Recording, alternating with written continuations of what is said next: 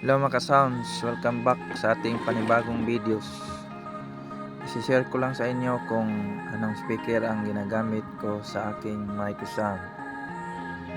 Ito ay pinaglumaang speaker ng component mga sounds.